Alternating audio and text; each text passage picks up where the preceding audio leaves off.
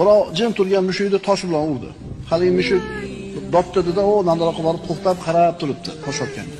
Ana shu qarab turishidan nima deyotganligini tushunasiz. Nima deyapti? Nimaga urding meni? Men senga nima qildim deydi. Insonning qalbi va nafsi yuksalgani sari u bilan tabiat orasida uyg'unlik paydo bo'ladi. Boshqalarning ichida kechayotgan narsalarni his qilib qoladi. Qalbingizdagi narsani his qiladigan bo'lib qoladi. Chunki bu Alloh tomonidan berilgan unga karomat deyiladi. Karomat haq birodarlar. Karomat nima? G'ayri oddiy ishlar, tabiat qonunlariga teskari bo'lgan ishlar, insonda aqli lol qoladigan ishlar. Agar g'ayri oddiy ishlar payg'ambarlarga berilsa, bu mo'jiza deyiladi. O'zlarining payg'ambarligini isbotlashi uchun berilgan dalil. Agar oddiy mu'minlarga beriladigan bo'lsa, bu karomat deyiladi.